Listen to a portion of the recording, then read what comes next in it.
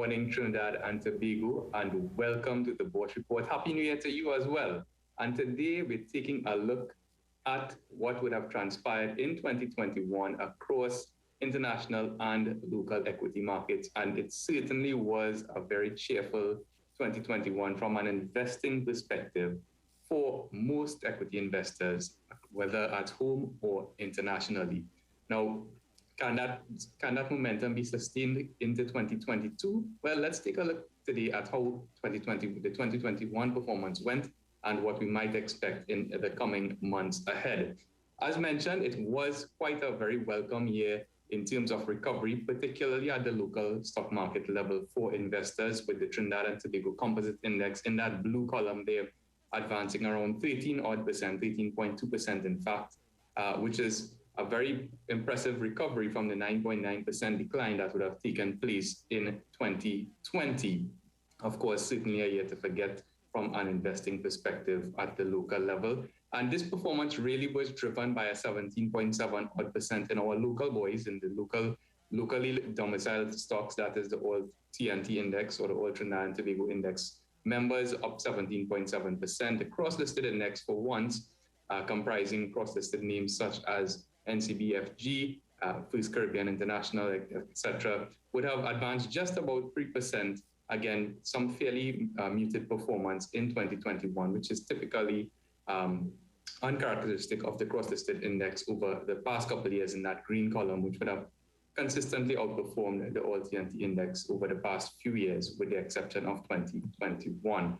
Some of the major movers on the Trinidad and Tobago Composite Index included Massey, which was up a whopping 79%, and that really was driven by good performance in terms of financial results, but equally important, perhaps more important in the minds of some onlookers, would have been that announcement of its cross-listing on the Jamaican Stock Exchange coming in early 2022, as well as its 20-for-1 announced stock split, which should also be taking place in very early 2022, and many investors would have anticipated and reacted fairly positively to that news, contributing to a fairly significant increase of 79%. Grace Kennedy also up 60% over the course of 2021, again driven by pretty favorable results.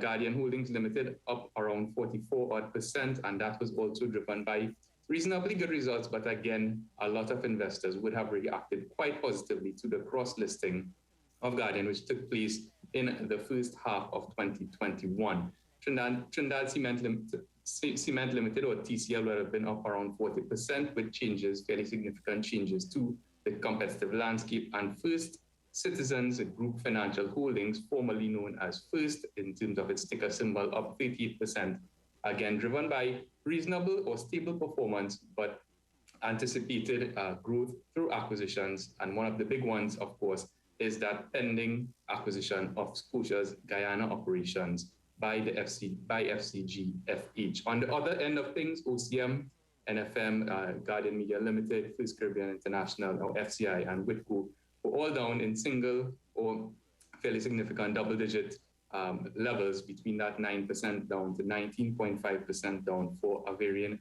number of reasons, from weaker performance to some adjustment in terms of valuation. In the case of Whitco, perhaps to make it attractive for dividend investors. And of course, Whitco is viewed very strongly as that dividend yielding stock.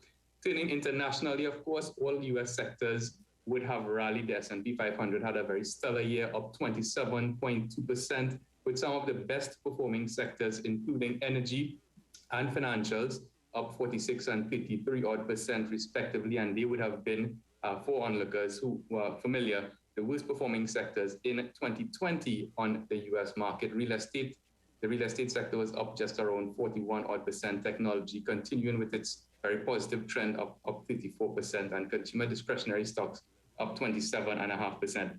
There wasn't really a bad performance or a negative performance by any sector on the US market, and that is pretty reflective of the recovery trade and fear of missing out. And the worst performing sector, in fact, were consumer staples, which was up just, and I use that term loosely, just 13.6%. Again, question marks will arise. Can this momentum be sustained and carried on into 2022? But when we take a look at other regional international market performances, We can see that Europe would have, as another developed jurisdiction, would have also generated a 12.3% positive return.